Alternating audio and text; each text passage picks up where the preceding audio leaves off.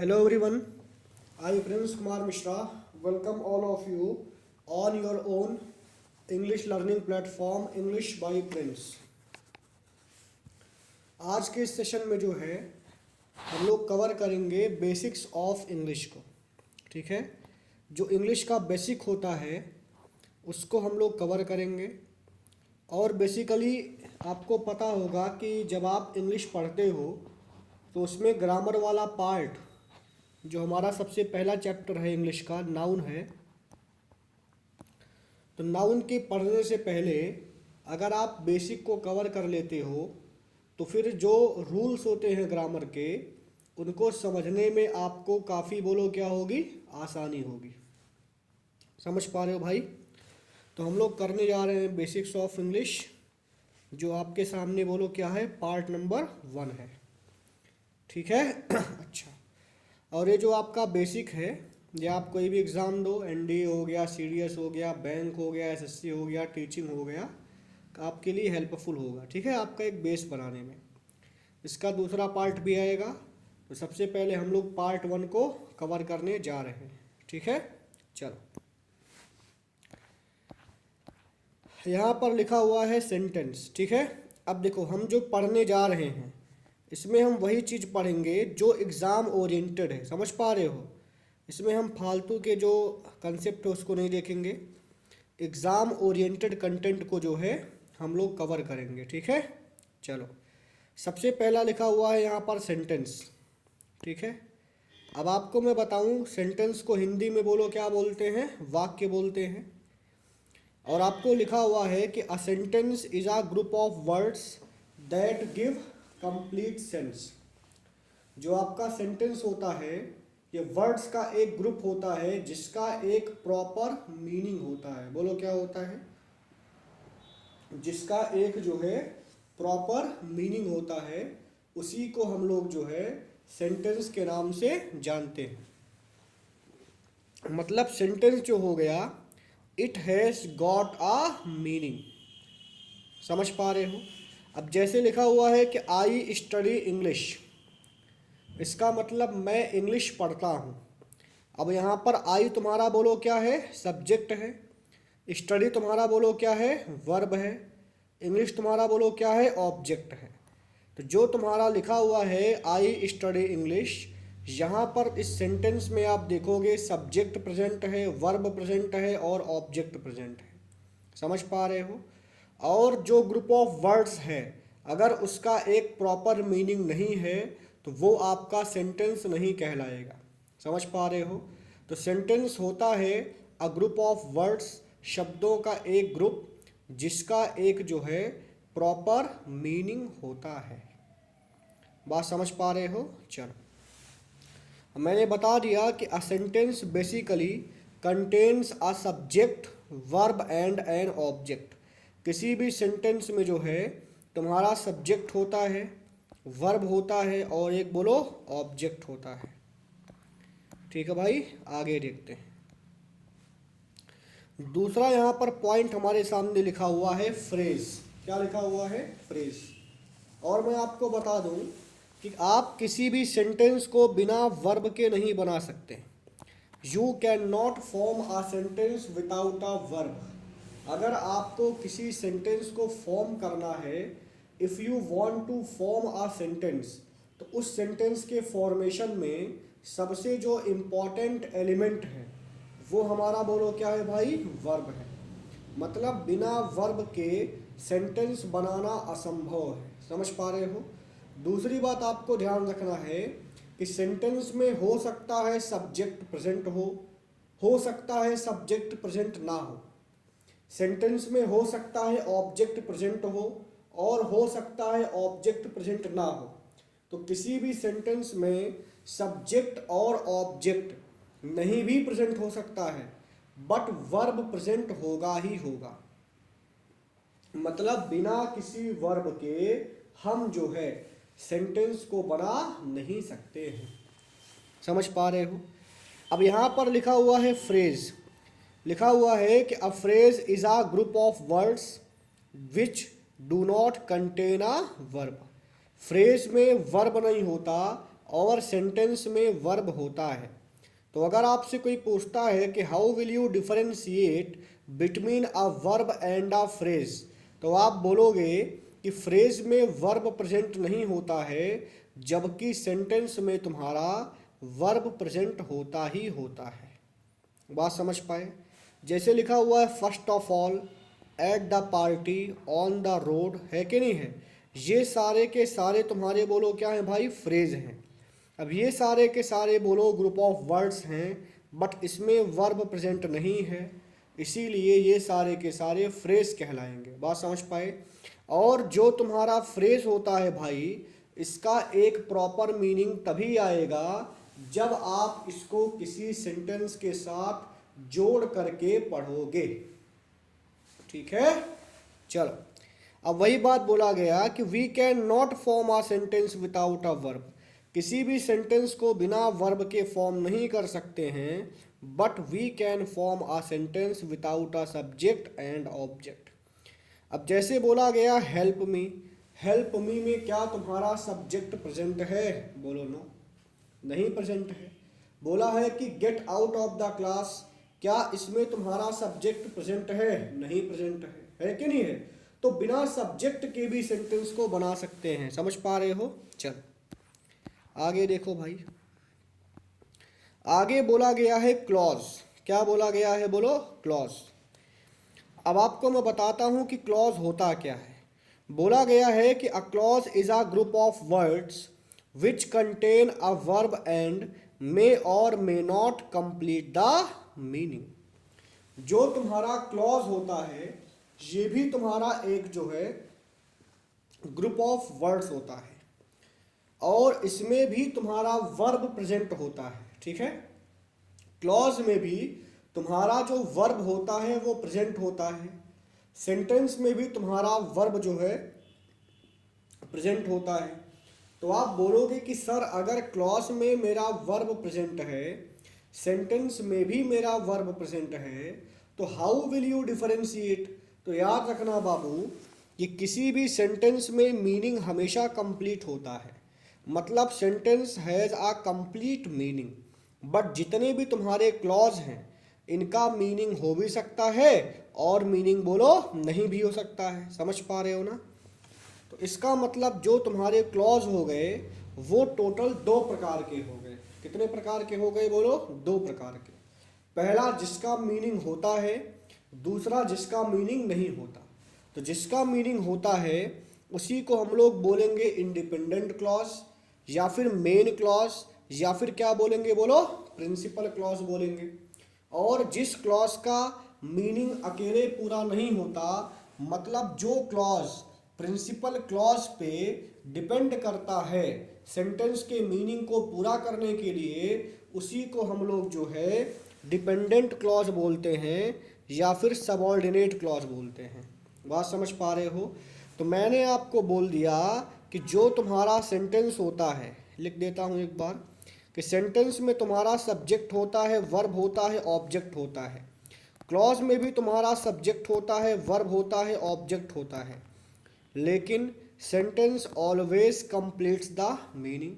But जो तुम्हारा clause है ये मीनिंग को कंप्लीट कर भी सकता है और मीनिंग को कंप्लीट नहीं भी कर सकता है।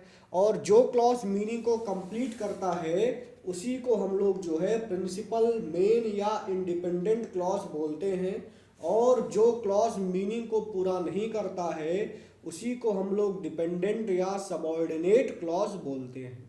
मतलब जो तुम्हारा सबऑर्डिनेट क्लॉज होता है वो डिपेंड करता है प्रिंसिपल क्लॉज पे मीनिंग को कंप्लीट करने के लिए। जैसे मैंने बोल दिया कि if you come to me I will help you. क्या बोला है? If you come to me I will help you.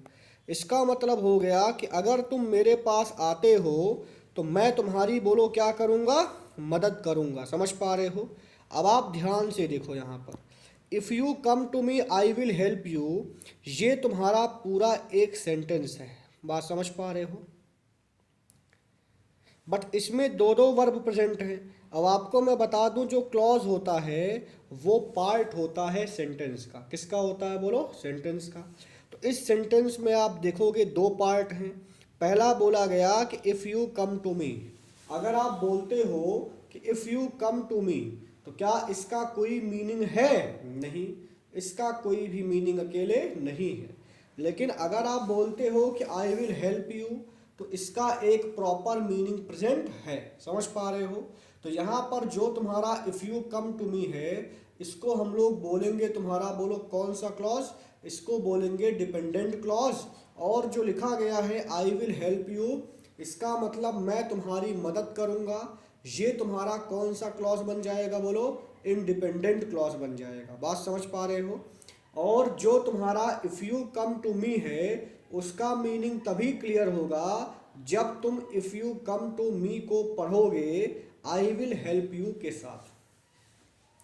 दूसरा एग्जाम्पल लिखा हुआ है कि take off your shoes before you enter my house, इसका मतलब मेरे घर में घुसने से पहले अपना जूता उतारो। तो अगर आप बोलते हो कि if you come to me, sorry, अगर आप बोलते हो कि टेक ऑफ योर शूज़, तो टेक ऑफ योर शूज़ में जो है आप पाओगे कि इसका कोई मीनिंग है? बिल्कुल है। लेकिन before you enter my house का अकेले कोई मीनिंग है? बोलो नहीं है। समझ पा रहे हो? तो आप ध्यान रखना कि यहाँ पर टेक ऑफ योर शूज़ जो है तुम्हारा बन जाएगा इंडिपेंडेंट क्लॉज। और जो तुम्हारा है before you enter my house, ये तुम्हारा बन जाएगा कौन सा क्लॉज? बोलो डिपेंडेंट क्लॉज बन जाएगा। समझ पा रहे हो? तो आपको अभी फ्रेज क्लियर हो गया होगा, क्लॉज क्लियर हो गया होगा और सेंटेंस क्लियर हो गया होगा, मतलब PCS आपको क्लियर हो गया होगा। समझ पा रहे हो? Very good. 2-3 बार गहरी सांस लीजिए, उसके बाद हम लोग आगे बढ़ते हैं। ठीक है, चलो भाई। उसके बाद यहाँ पर बात किया गया है सब्जेक्ट के बारे में। किसके बारे में? बोलो भाई सब्जेक्ट के बारे में। सब्जेक्ट का मतलब होता है, देखो आपको मैंने बोला था कि किसी भी सेंटेंस में तुम्हारा सब्जेक्ट होता है, वर्ब होता है और बोलो क्या होता है? ऑब्जेक्ट होता है। तो अब हम जो है अलग से यहाँ पर सब्जेक्ट को पढ़ने जा रहे हैं। आप यहाँ पर देखोगे लिखा हुआ है कि सब्जेक्ट का मतलब होता है अबाउट हुम वी स्पीक, मतलब किसके बारे में हम जो है बात करते हैं, और the hero of the sentence. समझ पा रहे हो? तो जिसके बारे में हम बात करते हैं उसी को हम लोग सब्जेक्ट बोलते हैं। समझ पा रहे हो? जैसे लिखा हुआ है कि Ram is a good boy. अब यहाँ पर बात किसके बारे में हो रहा है? बोलो राम के बारे में हो रहा है। तो जो तुम्हारा राम है वो यहाँ पर कहलाएगा सब्जेक्ट। और आपको पता है कि जो तुम्हारा सब्जेक्ट है वो किसके पहले आता है? सब्जेक्ट हमेशा वर्ब के पहले आता है। किसके पहले आता है? बोलो भाई वर्ब के पहले आता है। समझ पा रहे हो? और वर्ब के पहले अगर आप क्वेश्चन करते हो व्हाट का, या फिर क्वेश्चन करते हो किसका? बोलो भाई हु का। अगर आप जो है वर्ब के पहले क्वेश्चन करते हो व्हाट का, या फिर वर्ब के पहले क्वेश्चन करते हो हु का, तो वही तुम्हारा बोलो क्या होगा? सब्जेक्ट। नॉर्मली जो तुम्हारा सब्जेक्ट होता है it is always used before a verb. बात समझे? Very good. ठीक है, अब जैसे यहाँ पर लिखा हुआ है Ram is a good boy. अब तुम पूछो कि who is a good boy, answer क्या आएगा? बोलो राम। तो राम को तुम क्या बोलोगे? सब्जेक्ट। फिर यहाँ पर लिखा हुआ है कि रश्मि प्लेस क्रिकेट। अब तुम पूछो कि हु प्लेस क्रिकेट, आंसर बोलो क्या आएगा? रश्मि आएगा। तो रश्मि जो होगा वो तुम्हारा बन जाएगा सब्जेक्ट। यहाँ पर लिखा हुआ है कि swimming is a good exercise. क्या बोला गया? Swimming is a good exercise. अब तुम पूछो कि what is a good exercise, तो वहाँ पर जो तुम्हारा आंसर आएगा वो तुम्हारा आ जाएगा स्विमिंग। तो स्विमिंग तुम्हारा क्या बन जाएगा? बोलो भाई सब्जेक्ट बन जाएगा। बात समझ पा रहे हो? इसमें कोई दिक्कत? बोलो नो। ठीक है, आगे बढ़ते हैं।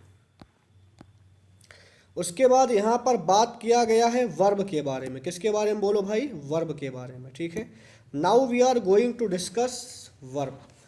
जो तुम्हारा वर्ब है भाई इसको हम लोग हिंदी में क्रिया बोलते हैं। ठीक है, वर्ब को हिंदी में हम लोग क्या बोलते हैं, बोलो, क्रिया बोलते हैं। और आपको पता है कि वर्ब का मतलब हो गया कि किसी भी काम के करने या होने को बोलो क्या बोलते हैं, वर्ब बोलते हैं। समझ पा रहे हो? तो किसी भी काम के करने या फिर काम किया जाए या फिर काम खुद ही हो जाए, समझ पा रहे हो, उसी को क्या बोलेंगे, बोलो, वर्ब बोलेंगे। और मैं आपको बता दूं कि जो तुम्हारा वर्ब होता है डिनोट्स स्टेट और एक्शन। जो तुम्हारा वर्ब है वो स्टेट बताता है या फिर बोलो क्या बताता है, एक्शन बताता है। वर्ब हमेशा एक्शन नहीं बताता, वर्ब स्टेट को भी बताने का काम करता है। और यहाँ पर बोला गया कि we can not form a sentence without a verb. बिना वर्ब के जो है हम किसी भी सेंटेंस को फॉर्म नहीं कर सकते हैं। समझ पा रहे हो भाई? चल ठीक है, तो मैंने बोल दिया कि वर्ब जो तुम्हारा होता है वो डिनोट करता है स्टेट या एक्शन, और बिना किसी वर्ब के किसी भी सेंटेंस को फॉर्म किया जा नहीं सकता है। फिर बोला गया there are two types of verb. Verb basically तुम्हारे दो प्रकार के होते हैं। पहला तुम्हारा है स्टैटिक वर्ब और दूसरा तुम्हारा बोलो क्या है, डायनेमिक वर्ब। अभी हमने बोला कि जो तुम्हारा वर्ब होता है वो स्टेट बताता है और स्टेट के साथ साथ एक्शन को भी बताने का काम करता है। तो जो तुम्हारा एक्शन बताता है उसको क्या बोलेंगे, बोलो, डायनेमिक वर्ब बोलेंगे।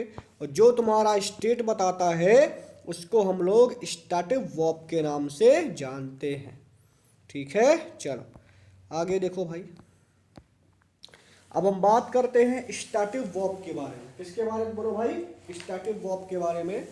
Now we are going to see the static verb. Static verb किसको बोलते हैं? तो स्टैटिक वर्ब के बारे में पहला बात आपके दिमाग में आना चाहिए कि जो तुम्हारे स्टैटिक वर्ब होते हैं भाई, ये बोलो क्या बताते हैं, स्टैटिक वर्ब जो है तुम्हारे बताते हैं स्टेट। जैसे लिखा हुआ है डिनोट्स, स्लीप हो गया, लुक हो गया, हियर हो गया, लव हो गया, लाइक हो गया, हेट हो गया, कॉस्ट हो गया, बिलोंग हो गया, फील हो गया, सी हो गया। ये सारे के सारे तुम्हारे स्टैटिक वर्ब हैं। कैसे वर्ब हैं, बोलो, स्टैटिक वर्ब हैं। और फिर बोला गया there is no ING form of the static verb. Static verb का आईएनजी फॉर्म बोलो नहीं बनता है। बात समझ पा रहे हो? पहली बात याद रखना कि जितने भी तुम्हारे स्टैटिक वर्ब हैं जिसमें एक्शन नहीं होता है भाई, उनका आईएनजी फॉर्म नहीं बनता है। जैसे बोला she is looking like a wow, गलत है, क्योंकि जो तुम्हारा लुक है वो कैसा वर्ब है, बोलो, स्टैटिक वर्ब है। और क्या स्टैटिक वर्ब का आईएनजी फॉर्म बनता है? नहीं बनता है। यहाँ पर करेक्ट बनेगा she looks like a wow, ना कि तुम्हारा बनेगा कि she is looking like a wow. बात समझे? चलो आगे देखते हैं भाई। अब आपको पता होगा कि जैसे लुक हो गया, अब आपको ये भी पता है कि जो तुम्हारा लुक हो गया ये तुम्हारा स्टैटिक वर्ब है। अभी हमने देखा कि लुकिंग लाइक अ वाऊ तुम्हारा बोलो क्या है, गलत है, तो है ना। अभी हमने देखा अगर आप बोलते हो कि लुकिंग लाइक अ वाऊ, तो लुकिंग लाइक अ वाऊ बोलना बोलो क्या है, गलत है। क्यों? क्योंकि मैंने बोल दिया कि जो तुम्हारा लुक है ये एक तुम्हारा कैसा वर्ब है, बोलो, स्टैटिक वर्ब है। और स्टैटिक वर्ब का जो है आईएनजी फॉर्म बनाना पाप है। समझ पा रहे हो? तो जब आईएनजी फॉर्म बनाना पाप है तो मैंने लुक का लुकिंग बना दिया था, जो कि तुम्हारा बोलो क्या था, रॉन्ग था। लेकिन भाई ध्यान रखना कि जो तुम्हारा लुक होता है उसका लुकिंग भी हम इस्तेमाल करते हैं, आईएनजी फॉर्म भी इस्तेमाल करते हैं। जैसे कि एग्जाम्पल लिखा हुआ है कि the police are looking into the case. बोला गया कि the police are looking into the case. अब देखो, आपको पता है कि लुक का मतलब होता है देखना या फिर दिखना। तो अगर लुक का मतलब देखना हो गया या फिर दिखना हो गया तो लुक तुम्हारा कैसा वर्ब बन जाएगा, बोलो, स्टैटिक वर्ब बन जाएगा। बट यहाँ पर बोला गया है कि the police are looking into the case, तो यहाँ पर लुक के साथ इनटू लगा दिया गया। और आपको पता हो गया कि लुक इनटू का मतलब देखना नहीं होता, लुक इनटू का मतलब जो है इन्वेस्टिगेशन करना होता है, समझ पा रहे हो। तो यहाँ पर लुक का मतलब चेंज हुआ है, इसीलिए हमने क्या लगा दिया, बोलो लुकिंग। जैसे बोला गया I heard the news yesterday, मैं न्यूज़ को कब सुना था, बोलो कल सुना था। तो हियर तुम्हारा एक कैसा वर्ब है, बोलो स्टैटिव वर्ब है। लेकिन यहाँ पर बोला है कि द जज इज हियरिंग द केस। अब क्या जज ईयरफोन लगा के केस को सुन रहे हैं? नहीं, यहाँ पर हियर का मतलब केस की सुनवाई हो गई है कि नहीं है। तो हियर का अगर हमने बनाया है हियरिंग इस सेंटेंस में, तो हियर का जो मतलब है वो कहीं ना कहीं चेंज हुआ है, इसीलिए जो तुम्हारा हियर है उसका क्या बन गया, बोलो भाई हियरिंग बन गया। और हियरिंग यहाँ पर बोलो क्या है, सही है, ठीक है। तो जो कोई वर्ब स्टैटिव है तो उसका आईएनजी फॉर्म नहीं बनता, बट अगर हम उसको एज अ डायनेमिक वर्ब या दूसरे सेंस में इस्तेमाल करते हैं तो we can use ING form of that verb. समझ पा रहे हो भाई? चलो एक बार फिर गहरी सांस लो 4-5 बार जोर जोर से, जिससे मुझे सुनाई दे यहाँ तक, उसके बाद फिर आगे बढ़ते हैं, ठीक है? ठीक है भाई, चलो ले लिए होगे, पूरा भरोसा है। अगला बोला गया डायनेमिक वर्ब, ठीक है। अब बात किसके बारे में किया गया, बोलो डायनेमिक वर्ब के बारे में बात किया गया है। पहली बात अभी हमने बता किया कि जितने भी तुम्हारे डायनेमिक वर्ब होते हैं ये एक्शन बताते हैं। क्या बताते हैं, बोलो भाई एक्शन। लिखा हुआ है कि डिनोट्स एक्शन। जैसे लिखा हुआ कि ही इज प्लेइंग क्रिकेट, क्या बोला गया भाई, ही इज प्लेइंग क्रिकेट। अब आपको मैंने बोला था कि जितने भी तुम्हारे डायनेमिक वर्ब होते हैं भाई, इनका हम आसानी से आईएनजी फॉर्म बना सकते हैं, बट स्टैटिव वर्ब का आईएनजी फॉर्म नहीं बना सकते हैं। समझ पा रहे हो? और हम डायनेमिक वर्ब को दो पार्ट में क्लासीफाई कर सकते हैं। पहला लिखा हुआ है हेल्पिंग वर्ब या फिर ऑक्सिलरी वर्ब, दूसरा तुम्हारा बोलो क्या होता है, मेन वर्ब होता है। बोलो क्या होता है, मेन वर्ब, ठीक है। आगे बढ़े भाई। सबसे पहले बात किसके बारे में किया, बोलो मेन वर्ब के बारे में बात किया गया है भाई, ठीक है।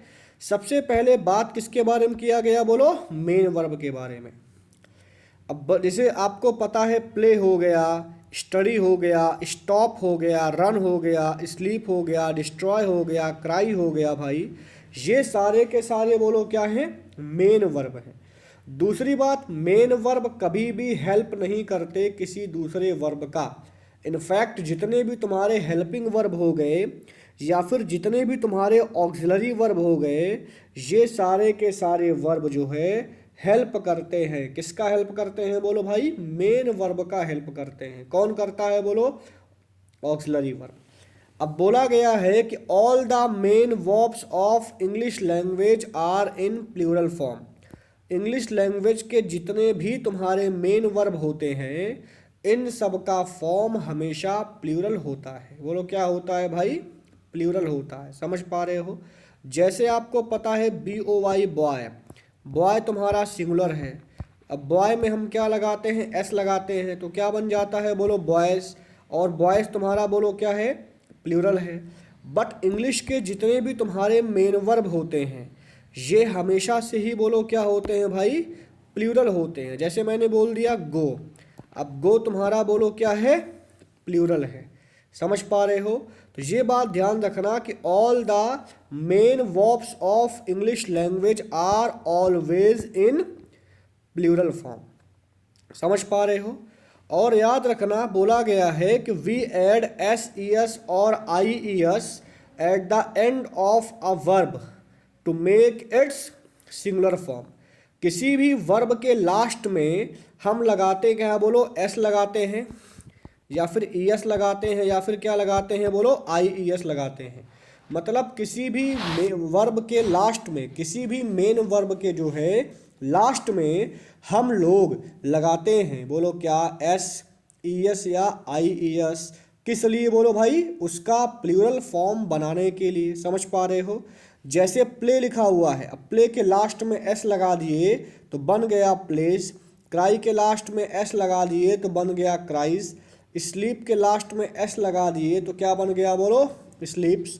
रन के लास्ट में एस लगा दिए तो क्या बन गया बोलो, रन्स। इंजॉय के लास्ट में क्या लगा दिए, एस, तो बन गया इंजॉयस। गो के लास्ट में क्या लगा दिए तो बन गया तुम्हारा बोलो क्या, गोज।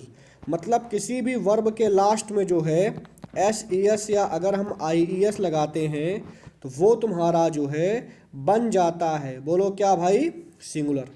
दूसरी बात आपको ध्यान रखना कि अगर तुम्हारा सब्जेक्ट है सिंगुलर तो आने वाला वर्ब बोलो क्या होगा, सिंगुलर। और अगर तुम्हारा सब्जेक्ट है प्लूरल तो आने वाला वर्ब होगा बोलो क्या, प्लूरल। समझ पा रहे हो, मतलब सिंगुलर सब्जेक्ट के साथ वर्ब जाएगा सिंगुलर और प्लूरल सब्जेक्ट के साथ भाई वर्ब जाएगा प्लूरल। Is it clear? चलो आगे देखते हैं। अब जैसे मैंने बोल दिया, देखो एग्जाम्पल लिखा हुआ है, शी राइट्स अ लेटर। अब तुम्हें पता है शी तुम्हारा सिंगुलर है। अब क्या मैं शी के साथ राइट का इस्तेमाल करूंगा, नहीं करूंगा, क्योंकि अगर शी तुम्हारा सिंगुलर है तो इसके साथ जो है आने वाला वर्ब आना चाहिए सिंगुलर। तो राइट का क्या बन जाएगा बोलो, राइट्स बन जाएगा। यहाँ पर बोला गया है दे स्टडी इंग्लिश। अब आपको पता है दे तुम्हारा प्लूरल है और स्टडी तुम्हारा बोलो क्या है, प्लूरल है, तो आपका सेंटेंस सही है। अगर मैं यहाँ पर जो है स्टडी के अगर मैं बोलता हूँ कि दे स्टडीज इंग्लिश, तब ये गलत होगा, क्योंकि दे तुम्हारा प्लूरल है, स्टडीज तुम्हारा सिंगुलर है। सेंटेंस तुम्हारा बोलो क्या हो गया, रॉन्ग हो गया। करेक्ट बन जाएगा कि दे स्टडी इंग्लिश। फिर बोला गया है Ram and Shyam eat mango. Ram और श्याम मिला के तुम्हारे बन गए सब्जेक्ट, जो कि तुम्हारे हैं प्लूरल, और ईट तुम्हारा बोलो क्या है, प्लूरल बन जाएगा। समझ पा रहे हो? तो अगर तुम्हारा सब्जेक्ट होगा सिंगुलर तो आने वाला वर्ब होगा सिंगुलर, और अगर तुम्हारा सब्जेक्ट होगा प्लूरल तो आने वाला बोलो क्या होगा, वर्ब बोलो प्लूरल। फिर भाई यहाँ पर मेन वर्ब के अलग अलग फॉर्म्स दिए गए हैं। समझ पा रहे हो? यहाँ पर जो तुम्हारा मेन वर्ब है उसके अलग अलग फॉर्म्स दिए गए हैं। समझ पा रहे हो? पहला फॉर्म तुम्हारा गो है, दूसरा फॉर्म तुम्हारा वेंट है, तीसरा फॉर्म तुम्हारा गॉन है, चौथा तुम्हारा गोइंग है जिसको हम बोलेंगे आईएनजी फॉर्म, और गो के लास्ट में अगर हम ईएस लगा देंगे बन जाएगा तुम्हारा बोलो क्या, गोज बन जाएगा, जिसको हम वर्ब का पहला फॉर्म वर्ब का फिफ्थ फॉर्म बोलते हैं। और मैं आपको बता दूं कि जो तुम्हारा गो या गोज है इसका इस्तेमाल जो है प्रेजेंट टेंस में होता है। किस में होता है बोलो, प्रेजेंट टेंस में। वेंट का इस्तेमाल हम लोग करते हैं पास्ट टेंस में। किस में करते हैं बोलो भाई, पास्ट टेंस में करते हैं। और जो तुम्हारा गॉन है, गॉन का इस्तेमाल जो है हम लोग फ्यूचर टेंस में करते हैं। समझ पा रहे हो?